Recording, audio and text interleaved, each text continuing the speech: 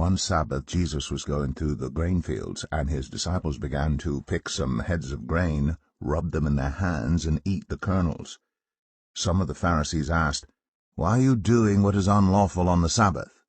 Jesus answered them, "Have you never read what David did when he and his companions were hungry? He entered the house of God, and taking the consecrated bread, he ate what is lawful only for priests to eat, and he also gave some to his companions. Then Jesus said to them, The Son of Man is Lord of the Sabbath." On another Sabbath he went into the synagogue and was teaching, and a man was there whose right hand was shriveled. The Pharisees and the teachers of the law were looking for a reason to accuse Jesus, so they watched him closely to see if he would heal on the Sabbath. But Jesus knew what they were thinking, and said to the man with the shriveled hand, "Get up, and stand in front of everyone." So he got up and stood there. Then Jesus said to them, "I ask you, which is lawful on the Sabbath, to do good or to do evil, to save life or to destroy it?" He looked around at them all, and then said to the man, "Stretch out your hand." He did so, and his hand was completely restored. But the Pharisees and the teachers of the law were furious, and began to discuss with one another what they might do to Jesus. One of those days Jesus went out to a mountainside to pray, and spent the night praying to God. When morning came, he called his disciples to him and chose 12 of them, whom he also designated apostles: Simon, whom he named Peter, his brother Andrew, James, John, Philip, Bartholomew, Matthew, Thomas, James son of Alphaeus, Simon, who was called the Zealot, Judas son of James, and Judas Iscariot, who became a traitor. He went down with them and stood on a level place. A large crowd of his disciples was there, and a great number of people from all over Judea, from Jerusalem, and from the coastal region around Tyre and Sidon, who had come to hear him and to be healed of their diseases. Those troubled by impure spirits were cured, and the people all tried to touch him, because power was coming from him and healing them all. Looking at his disciples, he said, "Blessed are you who are poor, for yours is the kingdom of God. Blessed are you who hunger now, for you will be satisfied. Blessed are you who weep now, for you will laugh. Blessed are you when people hate you, when they exclude you and insult you and reject your name as evil because of the Son of Man. Rejoice in that day, and leap for joy, because great is your reward in heaven, for that is how their ancestors treated the prophets. But woe to you who are rich, for you have already received your comfort.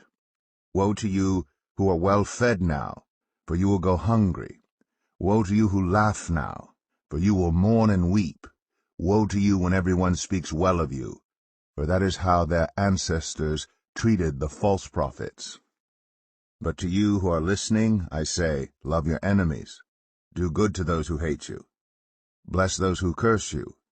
Pray for those who mistreat you. If someone slaps you on one cheek, turn to them the other also.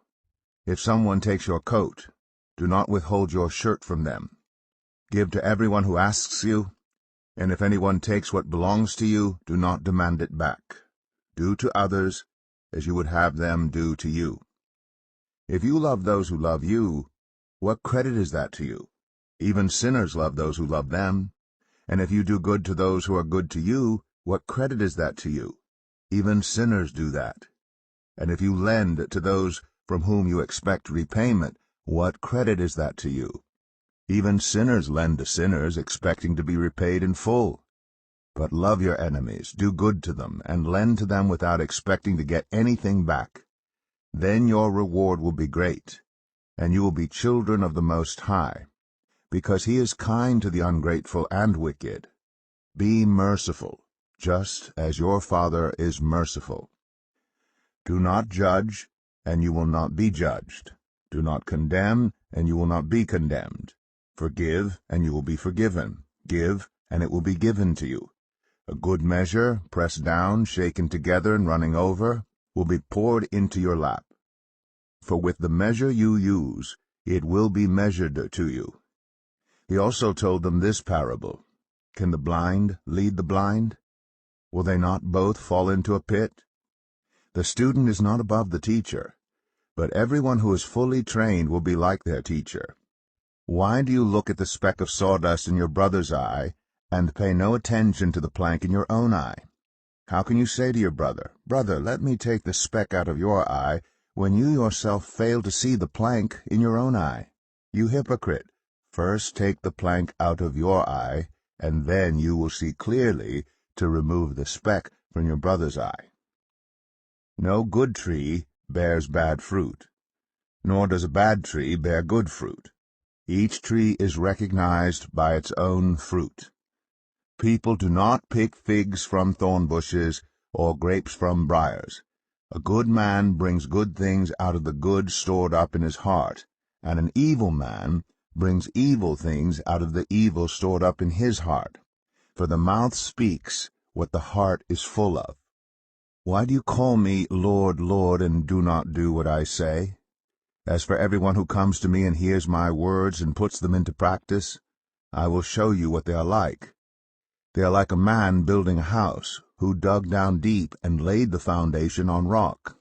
When a flood came, the torrent struck that house, but could not shake it, because it was well built.